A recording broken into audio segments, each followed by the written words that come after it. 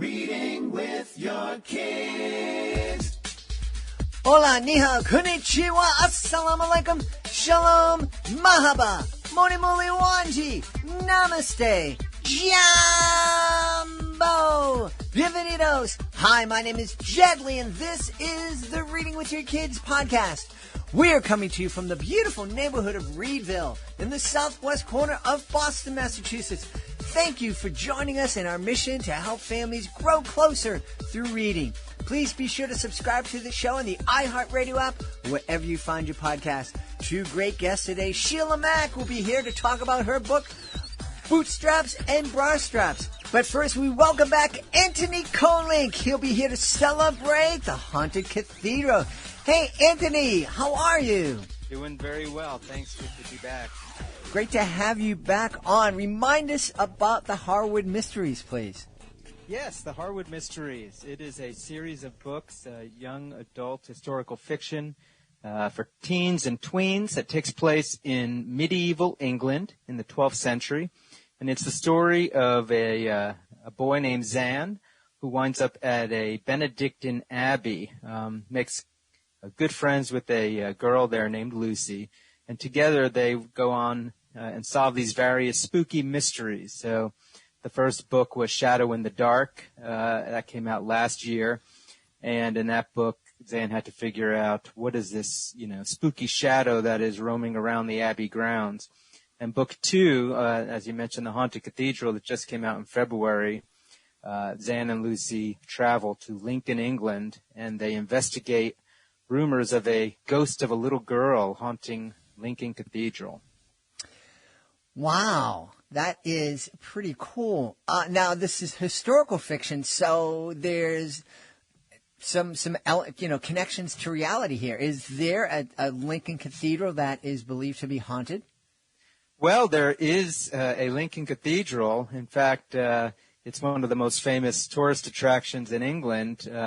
But the version of Lincoln Cathedral that is built now, which actually, although I don't know how many people have seen it, but the Da Vinci Code was partly filmed in Lincoln Cathedral.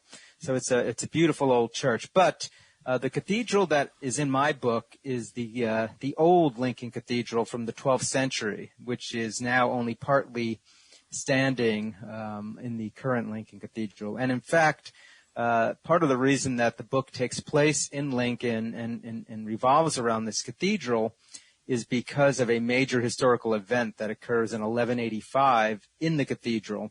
And that is sort of my main historical tie in book 2. And actually Lincoln Cathedral does have a very interesting and kind of a spooky history to it, which I go through in the book. Cathedrals are magnificent structures, and because they are a church, it's supposed to be a warm and welcoming and comforting place, but they can also be really intimidating. Yeah, and especially in the 12th century, if you're a 12-year-old boy or girl and you're experiencing various phenomena, if you will, feeling like you're being watched and hearing children crying, echoing through the cathedral and having the cathedral tremor and shake when the ghost appears to get angry. And so, but there's also really kind of, like I said, it's really interesting history. The spot where Lincoln Cathedral is built had a series of churches over the centuries. And when William the Conqueror took over England, they knocked down an old Anglo-Saxon church and they built the version of Lincoln Cathedral that's in my book, and so I have them in the book building the cathedral over the old crypt of the old Anglo-Saxon church, and there was all sorts of terrible things that happened. The cathedral caught on fire, the bishop's tomb got smashed in half in the cathedral. There's all sorts of really neat little historical details that are true. That I kind of reference as we're going through this little ghost story. Yeah. How did you discover all this history in this amazing building? I'm looking at pictures of it right now. It's beautiful, and I'm imagining as a 12-year-old boy intimidating. Yep, and if you look at pictures, the western wall is the wall that is still standing from the 12th century version of the cathedral. So there are still portions of the old cathedral that are in the current cathedral. But yeah, I did a lot of research. There are several historical accounts of Lincoln Cathedral, and I got to travel to the United Kingdom in 2015, and you could be sure that was one of the spots of my visits, and that and Lincoln Castle, which is right across from the cathedral and is another place that is referenced in Book 2, The Haunted Cathedral. And got to stand on the walls of Lincoln Castle and look over at the cathedral and just try to really channel as much of Lincoln as I could into in my descriptions in the book.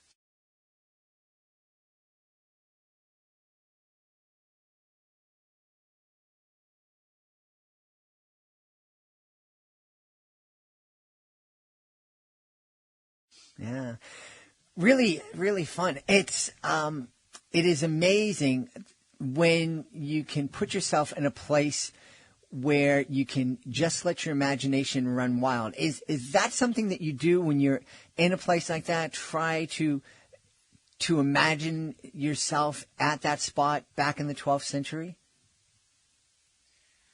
Well, maybe a little bit, but I think I was mostly clicking photographs on my cell phone so that I wouldn't have to remember them. I could come home and look at them in detail when I was going to be. I had already written one draft of the Haunted Cathedral when I took that trip, and so I really wanted to sort of enhance it with some of the little details. So as I was going through, like I said, this one Bishop Remigius, was William the Conqueror's bishop who built the cathedral over the Anglo-Saxon church, and it was his tomb that actually was split in half, and the tomb is still there. So you can kind of go and see this, black tomb that has this crack down the middle of it in the middle of Lincoln Cathedral. And so, yeah, I was loving it, just taking all these photographs and walking around and thinking of all the neat little details that I could put in my descriptions. Yeah. Is that something you like to do with your writing, is to, really bore down and add those descriptions so that somebody can almost reach out and touch the spot? Yeah, I do, but in a minimalistic way. My books are written for teens today, and I kind of, took sort of a Harry Potter vibe and tried to channel it into the story so that I wouldn't, have a lot of stories that dragged, kids think some of the classics, which are so wonderful, but they have so much description. Even The Lord of the Rings, one of my favorite, series of all time. When you go back and read it, you realize, gosh, there's a lot of description in here, and kids sometimes don't have it in them. We've lost our attention span for that. And so I wrote these books much more in the modern style. And so I do have a lot of those details, but I have to sort of just pepper them through the narrative in a way that doesn't, take away from the, fast-paced, tempo that I want there to be in the books for the kids, so they'll really enjoy the read, in addition to learning and also, learning about some really good family values and the faith too. Yeah, that's important. And we talk, here on the podcast a lot about the fact that, reading with our kids, especially when they're young, it's a great way to help instill values in kids. I think people forget about the fact that, that's something that we need to do with our kids ongoing. It's not that we teach them right and wrong when they're 4 or 5 years old and think, okay, go ahead. You get all the information from me that you need. There are media out there that are teaching a lot of values that are probably contrary to the values that we hope our kids would embrace. Is that something that's like right there in the front of your mind as you're writing these mysteries? Absolutely. I think that's nothing is new under the sun, right, as they say in the book of Ecclesiastes. So I won't go so far as to say my books are original, because I don't know that anything is original. But insofar as they are original, what I'm trying to do with them is to present a very compelling, spooky, mystery, action story, but with sort of good family and faith values, and have it be organic to the story. That's partly why I set this in 12th century England with the involvement of a lot of Benedictine monks at an abbey, because it's so organic to everything that was going on at that time that the characters can sort of just experience life without it being some artificial preaching or anything like that. That's just the way they lived. And honestly, that's actually one of the other things that I really want to do with the series is show, today people are so afraid of anything related to religion in their books in the mainstream world that they avoid it unless, they're attacking religion, it seems. But that's not how we live our lives. That's not how most of us grow up in our families. And faith is just sort of part of our everyday lives, and it was even more so in 12th century England, in the characters' lives in my books. And so I kind of am trying to show that, we don't have to divorce our faith from our lives to just sort of go through life, and encounter interesting and spooky things. Yeah, our faith, if it's only something that we think about or practice on Sundays, it really isn't faith. It should be something we should be living, not visiting. Absolutely. And that's part of what Zan struggles with. It's a coming of age story also. And Zan has a lot of really bad things that happen to him. In the first book, his village is attacked by bandits. He basically loses his memory, loses his family. He winds up with these monks. And he's suffering a lot, and he's trying to figure out, why am I suffering so much? And, the monks talk about God and God's will. And like any of us, and especially a teenage boy, he struggles with that. Like, what do you mean God's will and God loves us, but look at all the terrible things that have happened to me. And so I think it's also a very accessible book to a modern teen reader because, we're bombarded by those types of questions, today also. And so as you see Zan sort of work through some of these issues, I think it's helpful for us as we work through those things in our own lives. Antony, can you tell us where we can find out more about you and find out more about the Harwood Mysteries? All right, so the Harwood Mysteries is a series published by Loyola Press. So you can go to Loyola Press's website, loyolapress.com, and you can find The Shadow in the Dark and The Haunted Cathedral. Of course, you can find them on Amazon and Barnes & Noble, or go to your local bookstore and, give your patronage to some of your local business folks in your community, whether it's a Catholic, Christian bookstore or wherever. But I didn't mention, I probably should, Book 3 is also going to be coming out this July, and it's called The Fire of Eden. And maybe I can come back some other time. We could talk about that once it's out. But all three of these books are going to be available very soon at all of the normal online locations. That's wonderful. We've had a great time speaking about The Haunted Cathedral, Book 2 in the Harwood Mysteries Series by our guest, Antony Kolenc. Hey, Tony, thanks so much for being back with us. And thank you for having me, and I really appreciate you and what you do with this podcast. Thank you. We hope you enjoyed. Antony, right now we're going to go out to Las Vegas in Nevada to speak to Shelia Mac, the author of Bootstraps and Bra Straps. Hey, welcome to the Reading with Your Kids podcast, Shelia. All right. Thank you for having me here today. I'm excited to have you on. We talk about the benefits of reading with our kids of all ages, and there's lots of benefits. Our kids can get lots of benefits from it. We can get lots of benefits from it. But sometimes we need to take time to take care of ourselves and read some books that can help us grow. And I have a feeling that that's what Bootstraps and Bra Straps is all about. Yes, and I actually have an entire chapter dedicated to parents and parenting. I raised 6 children. I adopted 3 and 3 of my own, and also was a teacher for many years, a Montessori teacher, and then did some Waldorf teaching. So that is something, children are in my heart and something that's very important to me, especially reading. So that makes all the difference. Yeah. So why don't we, I definitely want to talk to you about that chapter for parents, but why don't we just first start with what are we going to find when we open up the pages of Bootstraps and Bra Straps? Well, the book actually was born after my house burned down in Ventura, California, with those big Ventura fires, and I lost my cat and my car all in the same day. And when that happened, luckily I had this little mobile home that I had made into a vacation rental. I divided it into 3 units, and it was actually a 5-star superhost place, and people would honeymoon at this little cabin up in Topanga Canyon. And so I stayed in the 400 square foot little, I don't know, like the maid's room or whatever it is, with the towels and the blankets, and it had a little bathroom. It did not have a shower. It had a sink.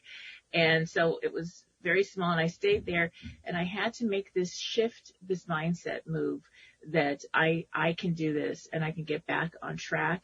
And I created this Boots formula. It was about what I was doing. So the first thing was, the B was for being. Who was I being in all I was doing, and who did I need to show up as in order to get back on track after losing everything? And, you know, the insurance does not come in for a long time, and there's still claims today, and this was back in 2017 when this fire happened. So you can just imagine that it's very hard to get back on track. Excuse me. And then for about a month, I was just really staying positive, and I have 6 grown children, 3 fostered, 3 that are mine. They're all mine, really. And so one of them loaned me the beater car that kind of drives to one side. He owes $6,000, but it's worth like 2, and it needs 4 or 5,000 in repairs. And so I fixed it up as best I could, and I rented cars the rest of the time for my work. And then luckily I was able to get into a new car pretty quickly and be invited to move to Beverly Hills, which I never imagined. So sometimes we're guided, and as parents, how we deal with tough situations is going to affect our children and how they later deal with tough situations. So that's something that I really held on to in my heart, because I wanted to model how to get back on track. Yeah. It's so important, and you're absolutely right. The way, as parents, the choices that we make definitely have consequences for our kids, and they will have to deal with the choices that we make, not only in the present moment, but they're going to learn from us. And hopefully we're going to be teaching them good lessons. We're going to be teaching them how they can bounce back from tough situations, how they can be resilient, how they can find the grit to kind of move on. I'm imagining that there are lots of folks right now, as we're coming out of the pandemic, that there are lots of folks who are at that rock bottom place in their life. They've are months, if not a year, behind in rent. They were a landlord, and their tenants haven't been able to pay the rent for a year, and so they're backed up on their mortgage, or they need to find a new job. So many different things. What kind of general advice can you give to folks who are in that tough situation right now, as we're losing our masks and hopefully able to go back to a new normal?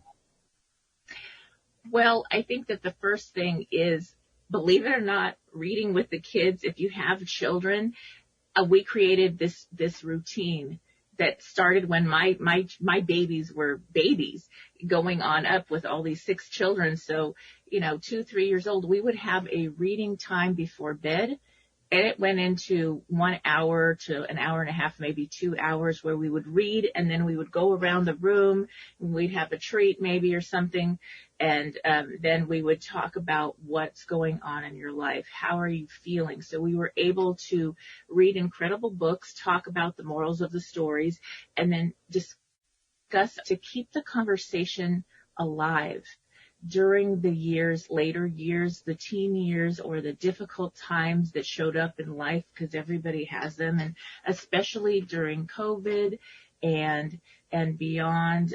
Now I have one daughter that moved home because the dorms closed, and so I have, one at home, and everybody else is working and grown now, but we still actually call every day. So having a rhythm to your day, some rituals that happen no matter what's going on, that give children especially the sense of security when the world is kind of going crazy and parents are even unsure, to have that surety of this time that's just a family reading time is going to make all the difference. And all my children read. They've all graduated college. They all have their own businesses and work for other people. They have the side business, and they made it through this very interesting time. And I think that made all the difference. Yeah, those rituals, those things that kids can count on, that they know that they're going to be there, it can give them so much comfort. Mm-hmm. And security. It's like, yeah, the world's kind of falling apart, but I know after dinner I'm going to sit down and mom and dad are going to read to me. And it sounds trivial almost, but it can really make a huge difference in kids' lives. And I think it can make a difference in our lives too as adults. Yes, it helps them go to sleep. It helps us go to sleep. Mm-hmm. It helps get everybody calm and centered. Imagine watching the news with the children before going to bed isn't going to give them the same night's rest that reading a beautiful story and then being able to go to sleep peacefully and have it be calm in the house. So even for me, imagine I had that little cabin up in the hills, and I made it into a super host vacation rental. It was a prefab mobile home in Topanga Canyon in this little area, and I called it the cabin in nature, and it was a retreat. And so it's environment that matters. No matter where you find yourself, it's your environment, and it's how you set up these rituals and routines that will give the family peace while you're rebuilding. Yeah. Now, you were mentioning that you have a chapter all about parenting. Are there other little bits of wisdom that we can find in that chapter?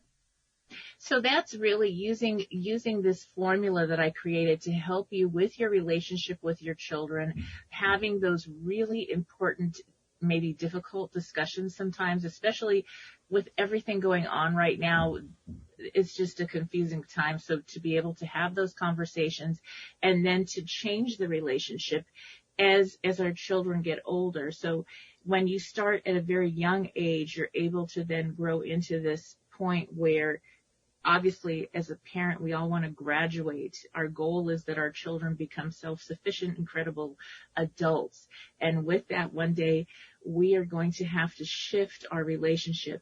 So when you go from the toddlers, that's one time, and then into elementary school, and then you go into middle school. These are all different relationships and different ways of parenting that kind of start to need to show up, because they're going to start pushing away, mm-hmm. which is a healthy thing. They're going to test the boundaries because they're starting to know, who am I on this planet? Who am I in the world? Where's my identity versus family?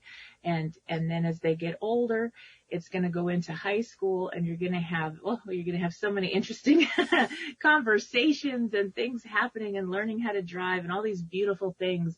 And with that, your relationship shifts again. And then there's a really important time that once our children are going off to college, we have our own almost a grieving, like we've had our grieving for our world right now. We have a grieving of what was and what is. And so when we're setting up a good foundation so that what is a beautiful open communication with our children as adults, where they can come to us with interesting situations, maybe that will keep them safe or that we need to know, that's going to make a big difference. And then the relationship shifts into two adults although you're still the parent, and it's a beautiful situation, and there's not that I'm going to go hide my real life.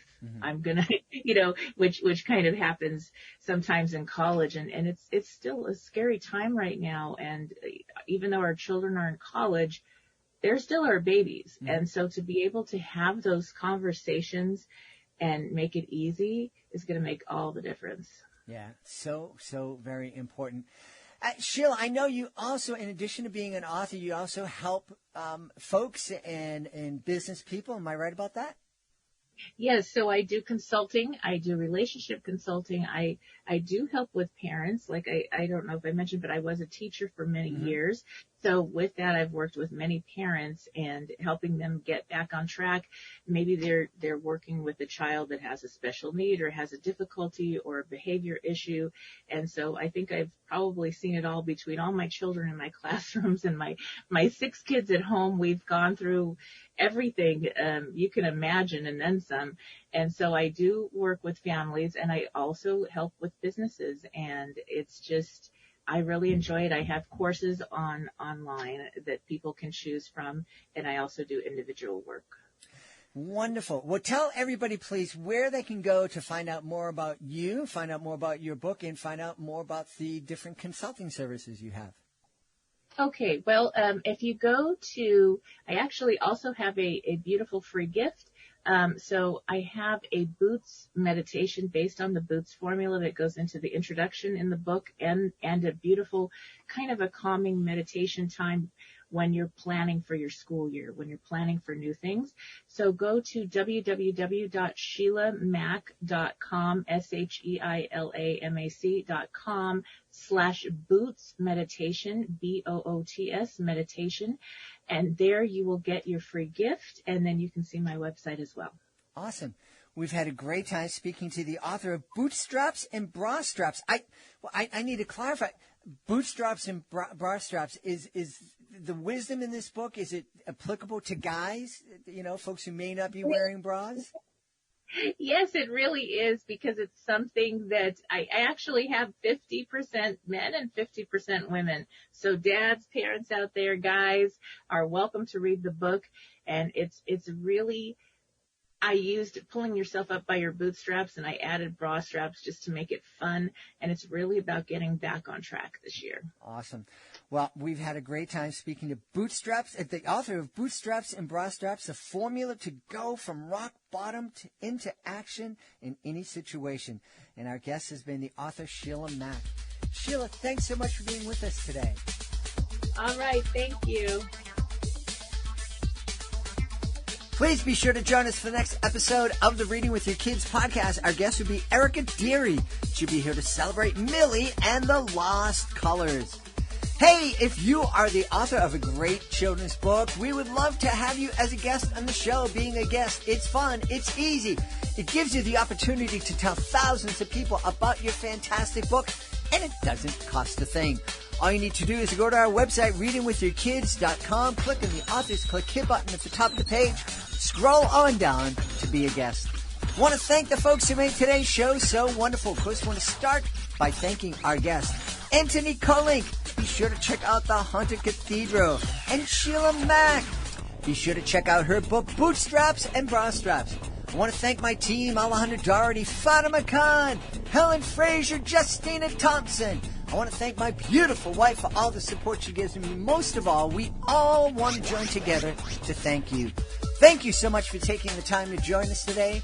And thank you so very much for taking the time to make the world a better place by reading with your kids. I'll be looking for you in the next edition of the Reading with Your Kids podcast.